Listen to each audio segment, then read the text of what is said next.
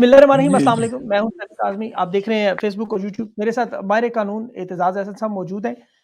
بہت سارے کوشچن سے پوچھنے ہیں. جو پوائنٹس آج کے انٹرویو میں جلدی سے آپ کو بتا دوں. ایک امریکی سفیر کی ابھی جو ہمارے ہالینڈ کے نیشنل وزیر خزانہ جو اب پتہ نہیں پاکستانی شہریت ملی ہے نہیں ان کے پاس، ان کی ملاقات ہوئی ڈونلڈ بلوم صاحب سے. ان کی یہ تیسری ملاقات ہے صدر زرداری کے بعد. اور ڈونلڈ لو صاحب کی جو ہیرنگ ہے وہ کانگریشنل ہیرنگ، وہ رجیم چینج اور پاکستان میں جو ڈیموکریسی کے حوالے سے، وہ بھی کل سینٹ میں امریکہ میں شروع ہو رہی ہے. اور یہ براہ راست سائفر کا معاملہ ہے. اور اس کے ساتھ ساتھ سائفر کا کیس بھی خان صاحب کا جو چل رہا ہے اس پہ بیرسٹر سلمان صفدر اس کیس کو لڑ رہے ہیں. یہ بھی اعتزاز صاحب کے سامنے رکھیں گے. اس کے ساتھ ساتھ علی امین گنڈاپور جو وزیر اعلیٰ ہیں کے پی کے، ان کے ناقابل ضمانت وارنٹ 12 اور لوگوں کے تحریک انصاف کے جاری ہوئے. ایسے موقع پر جب 23 مارچ کا تحریک انصاف احتجاج کا اعلان کر رہی ہے.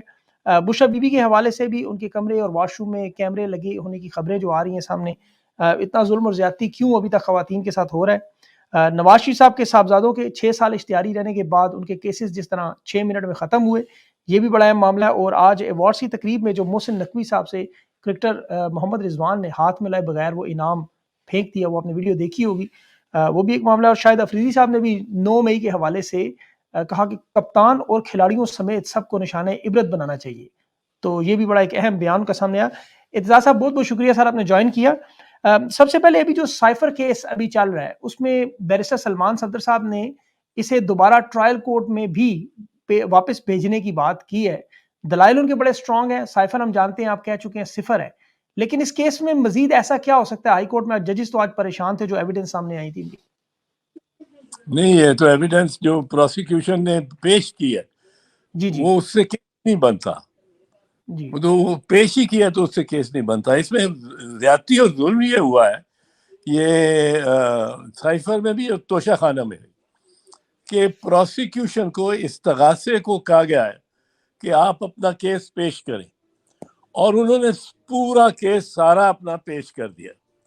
جب انہوں نے پورا کیس پیش کر دیا اور وہ سارے انہوں نے گواہان 28 کے کتنے وہ پیش کیے، جن میں سے ایک بھی موضوع نہیں تھا. میں یہ بتا دوں کیونکہ یہ سائفر کوئی اس دستاویز میں ہی کوئی جرم نہیں تھا، کوئی ایسی خصوصی بات نہیں تھی جو کہ جس کو مخفی رکھنا لازم تھا، بلکہ وزیر اعظم کے حلف کے دوسرے حصے میں تھا کے تحت یہ وزیر اعظم پر فرض تھا کہ وہ قوم کو اس بارے میں اعتماد میں لیں کہ ایک بڑی طاقت کے بڑے سفارتکار اور عہدیدار نے، افسر نے یہ پاکستان کو دھمکی دی ہے کہ آپ ہٹائیں اپنے وزیر اعظم کو اور نکالیں اس کو.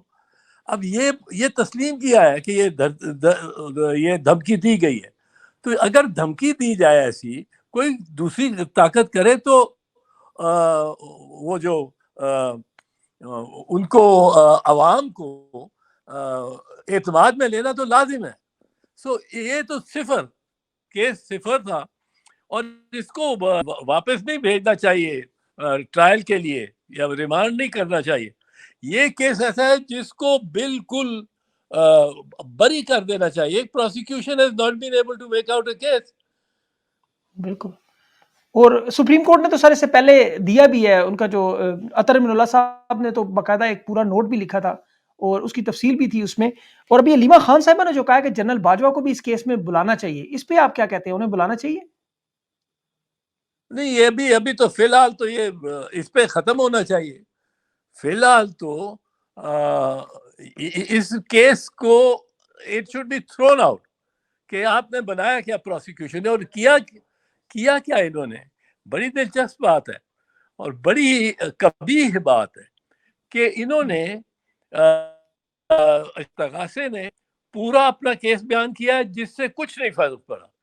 وہ اعظم خان بھی اور وہ دیگر وہ جو سفیر تھے وہ سب پیش ہوئے، اور کوئی کیس اس لیے نہیں بنا کہ کیس تو بنتا اگر وہ کہتے کہ یہ جو سائفر ہے، اس سائفر میں کوئی ایسی بات تھی جو انتہائی رازداری کی تھی اور وزیر اعظم بھی اس کو افشا نہیں کر سکتا تھا.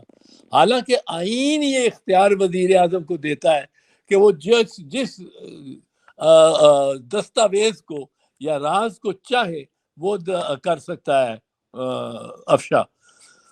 اب اس پروسیکیوشن کو موقع دے کے اپنا سارا بیانیہ اور موقف پیش کرنے کا کے بعد جب ڈیفنس کی باری آئی، جب ملزموں کی باری آئی کہ وہ اپنا کیس پیش کریں، تو اس میں وہ ہوتا ہے سیکشن 342 کے تحت.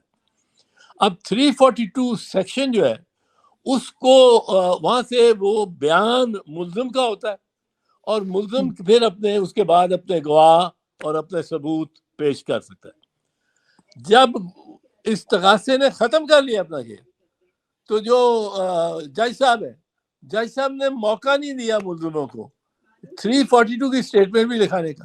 اس نے تو پھینکی فائل پھینک دی شاہ محمود قریشی نے، اور ملزموں کی طرف سے استغاثے کی ٹیم میں سے 2 وکیل نکال کے اور ملزموں کے وکیل بنا دیا عدالت نے. یہ کس طرح؟ اور ان کی جرا، ان کو اجازت دی جرا کرنے کی، اور جرا کے بعد کہا کہ یہ کیس سارا استغاثے نے اپنا ثابت کر لیا، اور وہ سزا سنا دی، لمبی سی سزا، اور لمبی سزائیں سنائی ہیں. تینوں کیسز میں ان کو کوئی ریمانڈ کی ضرورت نہیں. پروسیکیوشن کو موقع ملا اپنے سارا ثبوت اور شہادتیں پیش کرنے کا. پروسیکیوشن نے پیش کر لی ہیں، ان سے جرم ہی نہیں بنتا. اب کوئی ضرورت نہیں کسی کو بلانے کی، اب باجوہ کو بیچ میں ایڈ کرنے کی. یہ کچھ وہ علیمہ جو ہے وہ آخرکار وکیل تو نہیں ہے. یہ میں آپ کو وکیل کے طور پہ بتا رہا ہوں. بالکل ایک سامنے چیز ہے، اور وکالت کے معیار پہ سے میں بتا رہا ہوں، اور یہ ایکسپرٹ اوپینین دے رہا ہوں. یہ کیس شوڈ بی آؤٹ. اگر اٹ از ناٹ، اس کیس میں صرف اس کو ختم نہیں ہونا چاہیے، جج کے خلاف مس کانڈکٹ کی کاروائی ہونی چاہیے کہ جج نے کس طرح استغاثے کی بات ساری سن کے اور ملزم کی بات ہی نہیں سنی اور سزا سنا دی. یہ تو مس کانڈکٹ ہے. اسی طرح توشہ خانہ میں بھی مس کانڈکٹ ہے، اور تیسرا جو ہے عدت والا، وہ بھی مس کانڈکٹ ہے ججز کی. بالکل. ابو الاسناد صاحب پہ مس کنڈکٹ لگا ہے سر. ایک انہوں نے ضمانت دے دی تھی، وہ عبوری ضمانت تھی، شاید ان میں سے ایک کوئی ڈسکوالیفائی ہوتی ہے، اس پہ مس کنڈکٹ ان پہ لگا ہے. لیکن دفعہ 164 کے بیان پہ میاں گل حسن صاحب نے بڑے اچھا ریمارکس دیے تھے. انہوں نے کہا کہ یہ میٹنگ کے منٹس کیا جو اغوا ہوئے اعظم خان صاحب ہیں انہوں نے لکھے تھے. عمران خان کی ہدایت کوئی ایسی تھی، کوئی ریٹن ایویڈنس تھی، وہ کچھ بھی پیش نہیں کیا جا سکا. خان صاحب کی تقریر پڑھ کے سنائی گئی، شاہ محمود قریشی کی تقریر 27 مارچ کے جلسے کی، جو کہ انہوں نے کہا یہ تو سیاسی تقاریر ہے، ان کا تو کسی طرح کوئی ثابت بنتا ہی نہیں. اور پھر کمیونیکیشن کا بھی انہوں نے یہ کہا کہ کون سی ایسی کمیونیکیشن ہے جو لیک آؤٹ ہوئی، یہ تو انٹرسیپٹ نے پوری سٹوری چھاپ دی. اصل بات تو یہ ہے نا جی کہ دیکھیں، میرے پہ یہ الزام لگاتے ہیں کہ میں نے ایک بم چوری کر لیا، بڑا بم یا گرینیڈ میں چوری کر کے اور لے کے جا رہا ہوں، اور میں نے وہ اعظم خان کو دیا، اعظم خان نے وہ اسد مجید کو دیا، اسد مجید نے گما دیا ہے. اب میرے پہ آ گیا کہ وہ تم نے ایک بم یا گرینیڈ وہ گما دیا. اب ساری چیز تو یہ ہے کہ کیا وہ واقعتاً بم یا گرینیڈ یا کوئی ایکسپلوسیو ہے. اگر وہ چیز ہی کھلونا ہے تو کیس تو ختم ہو گیا. یہ سائفر میں کوئی خفیہ رکھنے کی بات نہیں ہے، کوئی بات ایسی نہیں ہے کہ اس کو خفیہ رکھا جائے، بلکہ اس کے برعکس یہ پرائم منسٹر کی ڈیوٹی ہے کہ اگر آپ کی سرحد پہ 400 ٹینک آ کے کھڑے ہو جائیں انڈیا کے، اور قوم غافل بیٹھی ہو، تو آپ نے قوم کو تو بتانا یہ خطرہ ہو گیا. یہ تو آپ کا فرض ہے، اور یہ وزیر اعظم پہ فرض ہے اس کے حلف کے تحت، جو آئینی حلف ہے، آئین کے تحت حلف، اس کے دوسرا حصہ جو ہے وہ کہتا ہے، پہلا کہتا ہے میں نہیں کوئی راز نہیں بتاؤں گا، دوسرا کہتا ہے لیکن اگر میں سمجھتا ہوں کہ اس میں قوم کو اعتماد میں لینا اور میرے جو فرائض منصبی ہیں اس کے مطابق ضروری ہے تو میں بتاؤں گا. بالکل بالکل درست.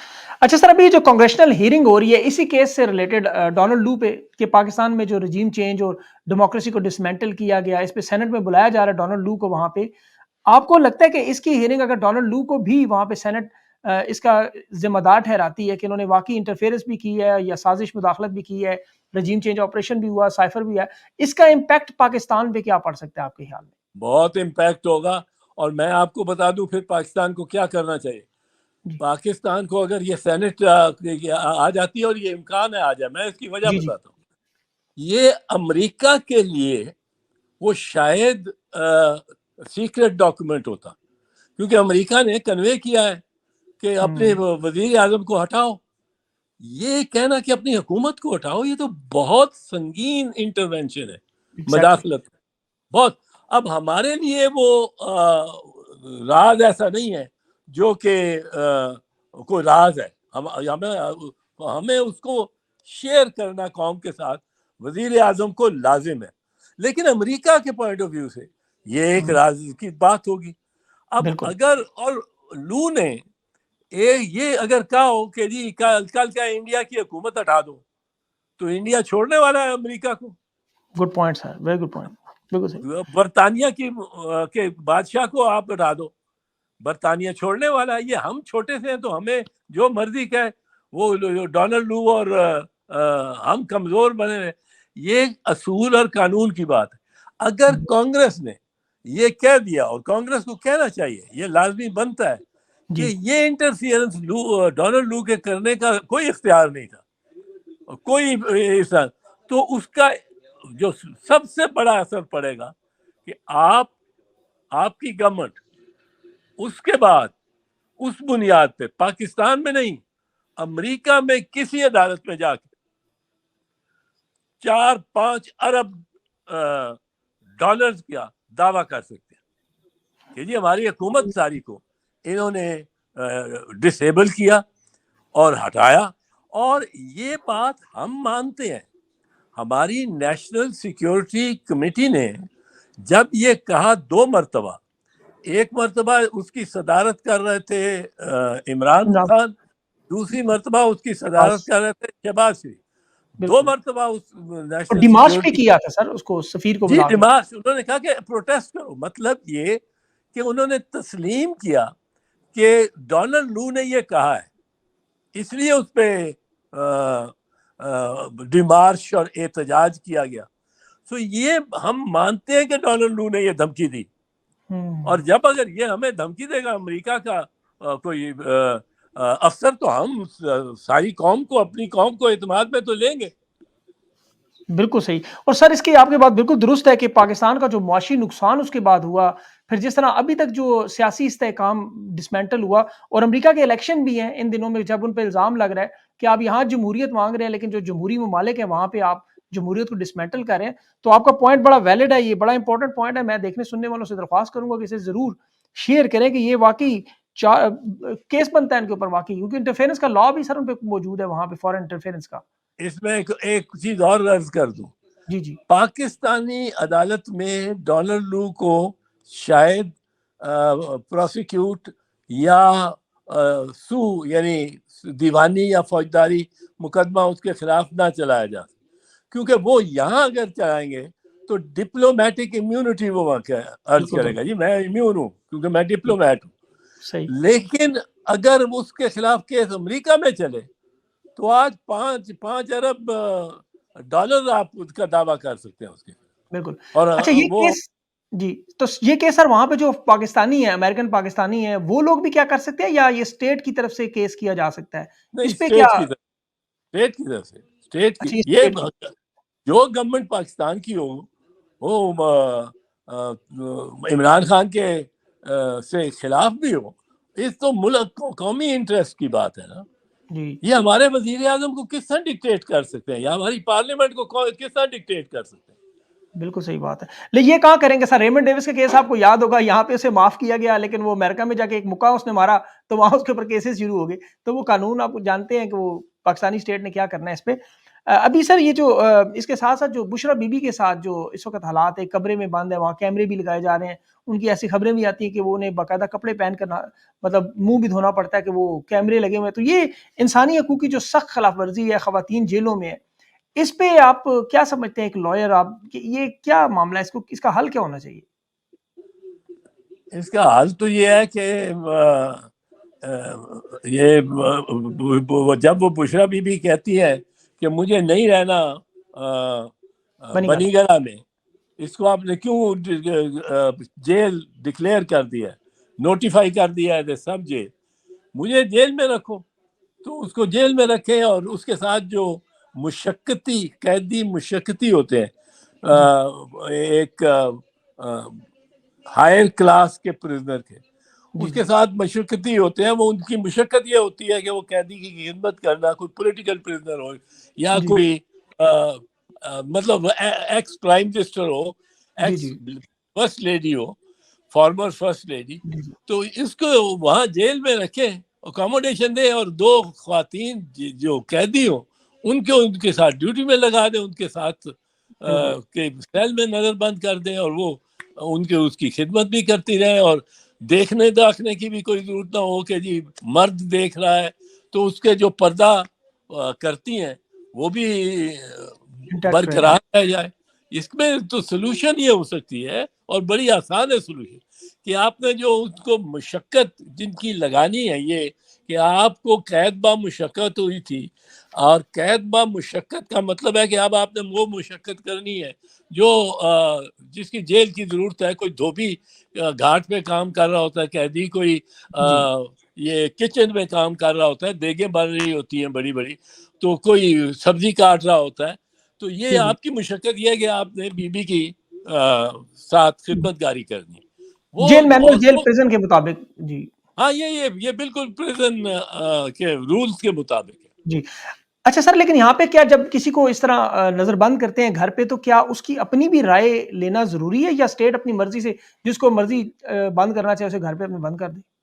نہیں جی، اب میرے گھر میں اگر وہ کہتی ہیں کہ میرے گھر ہے، انہی کا گھر ہے نا، یا عمران کا جی ہے، جی انہی وہ کا ہے۔ کہتا ہے میں اس کو آپ کو نہیں دیتا، آپ کس طرح اس کو میرے گھر کو ریکوزیشن کر کے اور مجھے ہی قیدی بنا رہے ہیں اپنے ہی گھر میں گئے، تو یہ گورنمنٹ نہیں کر سکتی۔ گورنمنٹ کو یہ اختیار نہیں ہے کہ کسی کے گھر میں کو جیل قرار دے دیں اور مجھے وہاں بٹھا دیں، تم قیدی ہو اب ادھر ہو۔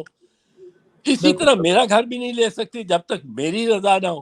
ہاں، اکثر لوگ یہ ایسی قید نظر بندی جو گھر میں ہو، رہائش میں، اس کو ایک غنیمت سمجھتے ہیں۔ ہاں میں بالکل بہت دفعہ جیل میں بھی رہا ہوں اور کبھی ہاؤس اریسٹ بھی رہا ہوں۔ ہاؤس اریسٹ عموماً بہت آسائش ہوتی ہے، اس میں بالکل ساری بالکل فیملی گھر بھی آپ کی ساتھ رہ رہی ہوتی ہے، ان کو نکال تو نہیں سکتے، ان کا گھر ہے۔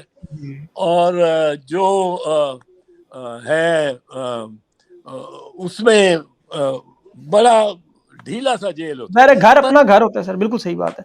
پر ابھی جو یہاں تو جی ان کے گھر کے جو مقیم ہیں ان کو بھی نکال دیا گیا ہے، اور گھر کو ایک باقاعدہ جیل بنا دیا گیا ہے۔ باقاعدہ بالکل مطلب ہے کہ اس میں وہ قید تنہائی اور وہ سب کچھ، اور جیل کا سٹاف، یہ مالک کی اجازت کے بغیر ریکوزیشن نہیں کر سکتے آپ، ورنہ بالکل تو صحیح، کسی گھر کو کہیں آپ جیل بنا دیں اور 20 قیدی ادھر رکھ دیں، بالکل صحیح، جیل نئے بنانے کی ضرورت ہی نہ پڑے۔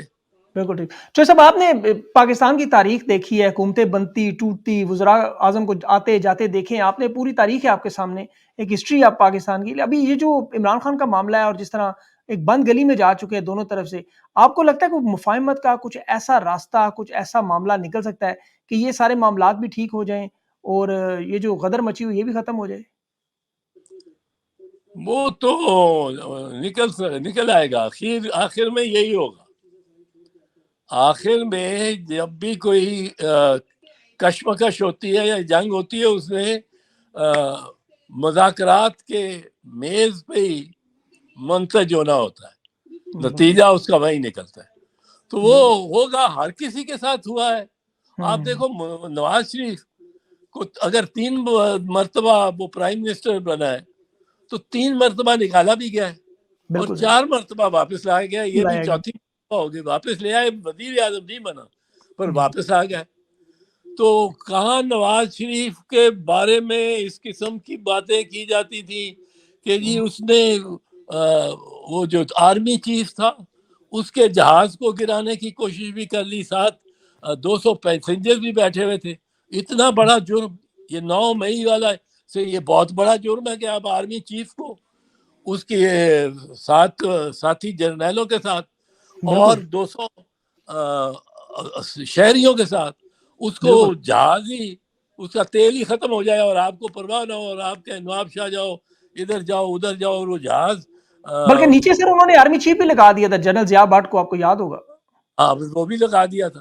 تو اس سے بڑی مطلب ہے اگر دیکھا جائے تو کیا سنگین ہو. لیکن نواز شریف اس کے بعد پھر وزیر اعظم بن گئے, اس کے بعد بالکل پھر صحیح. بن گئے. بھائی ابھی بن گئے تھے, ابھی بنے ہوئی وہی ہیں. وہ شہباز شریف تو پراکسی ہے نا. ہاں جی بالکل صحیح بات. ابھی آپ کو خان صاحب کے کیسز پہ بہت ساری بات ہوتی ہے کہ عید تک ان کی رہائی ہو جائے گی, 27 رمضان کی بھی بات ہو رہی ہے, ان کے رہنما یہ دعویٰ بھی کر رہے ہیں, وکلا بھی سارے کہہ رہے ہیں. آپ کی کیا اسسمنٹ ہے سر, خان صاحب کی جو رہائی ہے کب تک آپ کو ہوتی نظر آ رہی ہے, جو ریئلسٹک اپروچ ہے؟ یہ کچھ نہیں کہا جا سکتا, یہ میں نہیں کہہ سکتا, کیونکہ اس وقت تو ریاست نے بہت ریاست کیا ریاست ریاست ریاست کہتے ہیں, اور ریاست میں ایک ٹولہ ہوتا ہے جو اس چند وقت لوگ ہیں. ریاست پہ قابض ہوتا ہے, اس کو ہم بالکل ریاست کہہ دیتے ہیں. کل وہ ٹولہ ختم ہو گیا تو دوسرا ٹولہ اس کا مخالف جو ہے وہ ریاست بن جائے گا, کہ جو صحیح یہ بات. کہتے ہیں وہ ریاست کہہ رہی ہے اور ریاست کا مفاد ہے. تو ریاست سچ نہیں, جو کہ مقتدر وہ کسی طرح مقتدر ہوا, وہ چھین کے مقتدر ہوا ہو یا الیکشن جمہوری انداز میں, وہ بس ریاست کہلاتا ہے. وہ جو بھی ٹولہ جس نے ریاست کے جو اختیارات ہیں وہ سلب کر لیے ہوں اور ان پہ وہ قابض ہو اور استعمال کر رہا ہوں. بالکل صحیح. اب سر ایک بس آخری امپورٹنٹ سوال, ابھی جو وزیر اعلیٰ خیبر پختونخوا ہیں علی امین گنڈا پور صاحب, ان کے اریسٹ وارنٹ 7-12 لوگوں کے 9 مئی کا کیس ہے. اگر یہ انہیں گرفتار کرتے ہیں تو اس صورتحال میں جو ایک صوبے کی فضا ہے, اس کے صوبے کے ہیڈ ہیں, انہیں گرفتار کرنے سے پھر معاملات کیا بن سکتے ہیں؟ آپ کو کیا لگتا ہے یہ دانشمندانہ کام ہوگا؟ بہت عاقبت نااندیش کام ہوگا, بہت عاقبت نااندیش کام ہوگا. پر آپ یہ دیکھیں کہ یہ نون لیگ کا تو یہ وتیرہ رہا ہے. نون لیگ نے آ کے وفاق سے لڑنا ہوتا ہے. یہ سمجھتے ہیں کہ علی امین گنڈا پور بھی اسی ایک قسم کی چیز ہے.